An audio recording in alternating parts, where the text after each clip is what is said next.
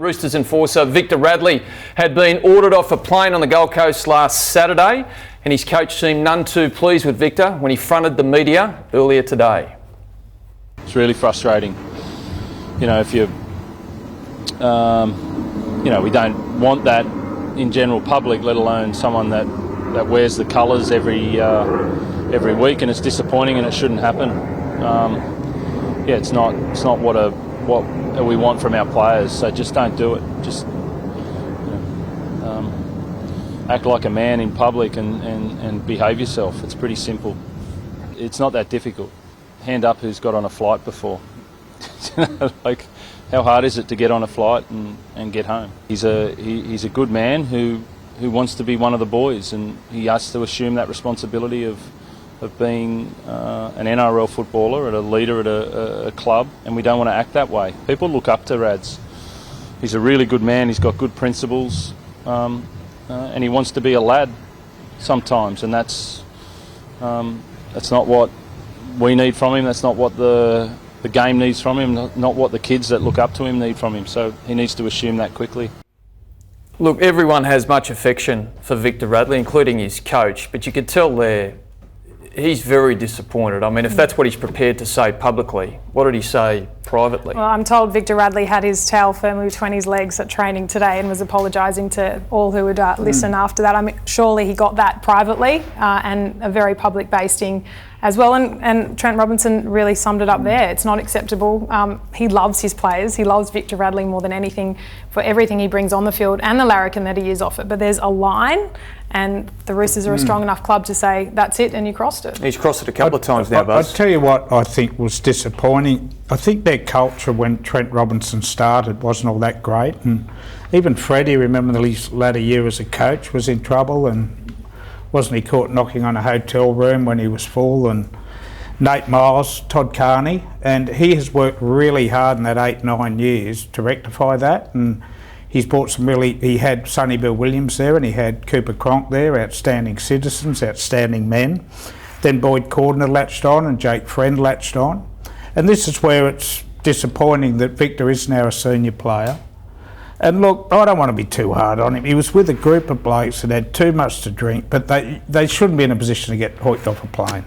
I'll defend Victor. Yes, he's done the wrong thing, but he's a larrikin, he's a character.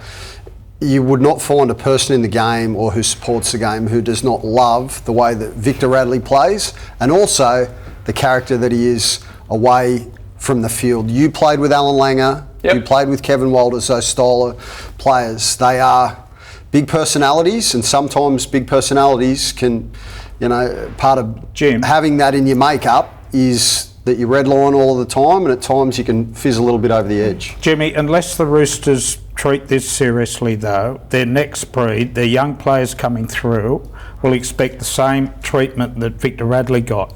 They've got to come down hard. I was pleased Robbo addressed it like he did today. It's a good point you make, though. So that's the delicate balance inside the team environment, because the geniuses are often flawed. Now, this bloke will go to places for you on the field that not many will. I remember Wayne Bennett once said about Neville Costigan, he said, I had plenty of blokes that were willing to die for me.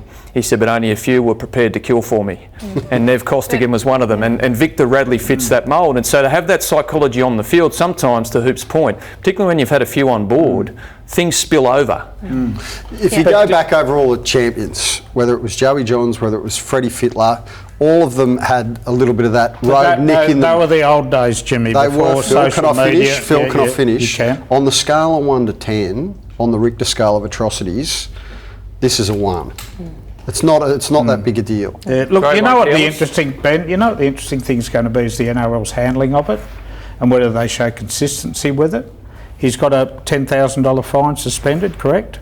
From early in the season. From over I think summer. they'll have to activate that, and I think it'd be fair if they did. What's your sense of it, Lara? Where do you think the NRL will go with this? They're looking at it at the moment, I believe, and the club's also provided witness statements around the severity or what really unfolded. But just back on the man management style, that's part of the genius of Trent Robinson, is that he doesn't treat everyone the same, in that they find the quirks around the player. But again, if you don't have to have standards, you have to draw the line somewhere. Do you think the NRL should fine him the $10,000? They will be, Lara, they will. Yeah, it's cost him, it's an expensive exercise for Victor, because essentially it's a $10,000 weekend, minimum. But guys, David I think Fafita... on past experiences, they have fined players. Penny Terapo, I think, was a player who got fined for a similar incident involving alcohol. This would be a good way for the governing body to ram home the message. Mate, we believe in you. You have great potential, but get this right or you're going to be out of the game very quick. So here's another $10,000 just to remind you that we expect more of you than what you gave us last weekend. And you know what? They've hit David Fafita with 20 grand today. So how can they hit him for 20 grand for an incident? That's a fair point. No police involvement whatsoever, but he's been hit with 20K. He was, I think that's slightly different.